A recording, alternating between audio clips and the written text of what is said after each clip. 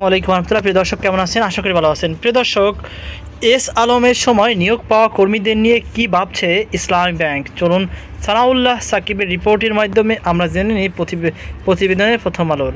চট্টগ্রামে এস আলম গ্রুপের নিয়ন্ত্রণে থাকার সময় নিয়োগ পাওয়া কর্মকর্তা কর্মচারীদের নিয়ে বেকায়দায় পড়েছে বেসরকারি খাতের ইসলামী ব্যাংক। বাংলাদেশ আওয়ামী লীগ সরকারের পতনের পর ব্যাংকটির নিয়ন্ত্রণ হারিয়েছে এস আলম গ্রুপ। তখন পালিয়ে যান গ্রুপ ও সংশ্লিষ্ট শীর্ষ পর্যায়ের বেশ কয়েকজন কর্মকর্তা। এখন এস আলমের সময়ে নিয়ম না মেনে নিয়োগ পাওয়া কর্মকর্তাদের নিয়ে বিভিন্ন পরিকল্পনা আটছে ব্যাংকটির বর্তমান কর্তৃপক্ষ। শৃঙ্খলা ভঙ্গের অভিযোগে এরই মধ্যে প্রায় ৪,৫০০ কর্মীকে চাকরিচ্যুত করা হয়েছে। একদিকে চাকরিচ্যুত করা হচ্ছে, অন্যদিকে নতুন জনবল নিয়োগের উদ্যোগ নিয়েছে ব্যাংকটি।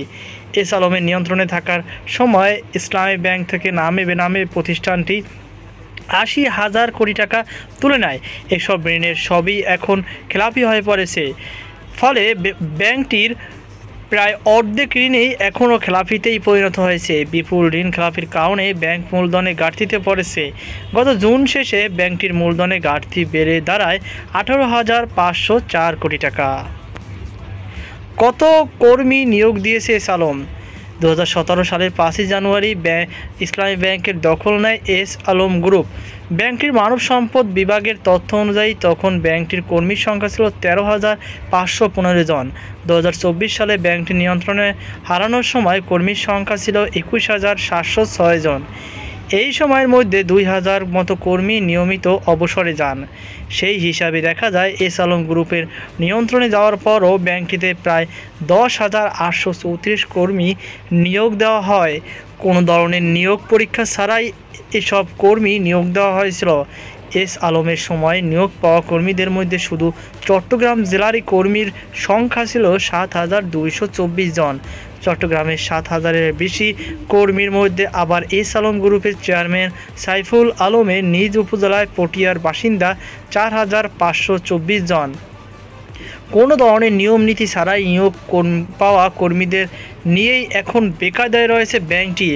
ব্যাংক সংশ্লিষ্ট সূত্রে জানা যায়, এস আলমের সময় ব্যাংকটি ৪ ধাপে জ্যেষ্ঠ কর্মকর্তা নিয়োগ দিয়েছিল। এর মাধ্যমে ৬৩৮ জ্যেষ্ঠ কর্মকর্তা নিয়োগ দেওয়া হয়। পাশাপাশি ট্রেইনি সহকারী কর্মকর্তাদের ২ পদে ৩০০ কর্মকর্তা নিয়োগ দেয়। তবে এক পরীক্ষায় শুধু চট্টগ্রাম বাসিন্দাদের আবেদনের সুযোগ দেওয়া হয়েছিল।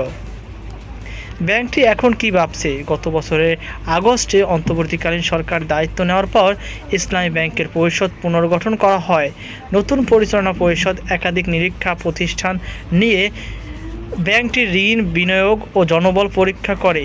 তাতে উঠে আসে এস আলম দখলে থাকার সময় নিয়োগ পাওয়া কর্মীদের অযোগ্যতা ও সনদ জালিয়াতি সহ নানা বিষয়। ওই নিরীক্ষার পর চাকরিবিধি লঙ্ঘনের দায়ে ২০০ জনকে ছাঁটাই করে ব্যাংকটি।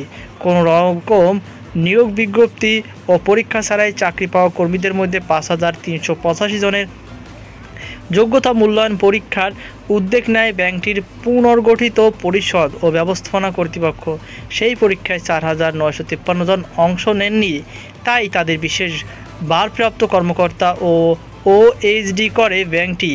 পরে ধারাবাহিক অনুপস্থিত শৃঙ্খলা ভঙ্গ ব্যাংকের শাখা ক্ষতিগ্রস্ত করার দায়ে ৪,৫০০ কর্মকর্তাকে চাকরিচ্যুত করা হয়েছে। জানা যায়, চাকরিচ্যুত ৪,৫০০ কর্মকর্তারা অবসর ও সুবিধা দিতে ব্যাংকটির খরচ হবে প্রায় ৪৫ কোটি টাকা।